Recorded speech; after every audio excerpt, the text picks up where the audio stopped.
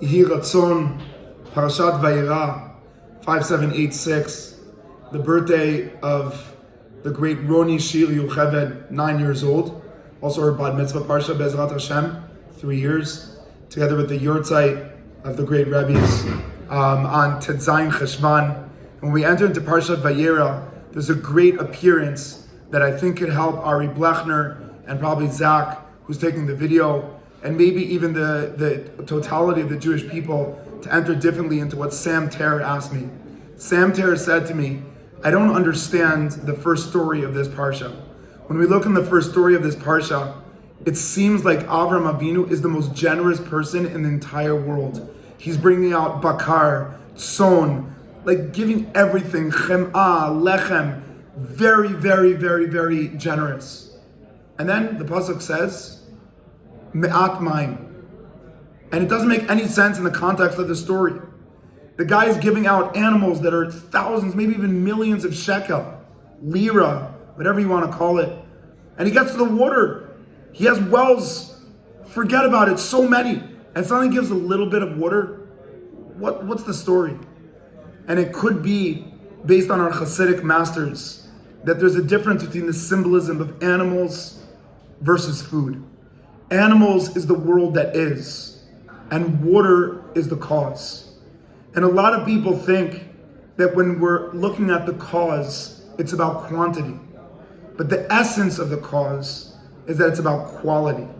And therefore, when Avram Avinu gets to water, he says, me'at mayim.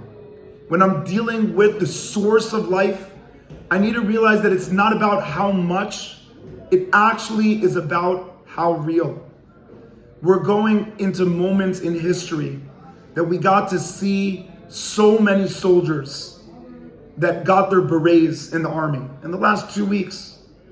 And you look and you say to yourself, these are 18-year-old, 19-year-old, 20-year-old kids that lived in a quantity, in a success world. And how are they doing this? How are they up all night and still smiling? And the answer is that the second you touch the diamond of the essence of life, you're never controlled by the limits. And the bracha as we walk into this parsha, that we have not yet seen the rain in Eretz Yisrael, that all of us should realize the beauty of what a drop of rain is saying to us. That if you can hold on to the source, then everything above the surface will last forever. But if you let go of the me'at mayim, and it's supposed to be me'at mayim, and we don't have to make it into quantity. We have to keep it as quality, as small. And small is real, and big is very often image. And we're Zoche Bezrat Hashem Erev Shabbat Vayera for the Simchat Bat of Mori Rabbi Gdol Hadol Yoshev Tel Aviv, the Shturman of a Rebbe, and Danielle.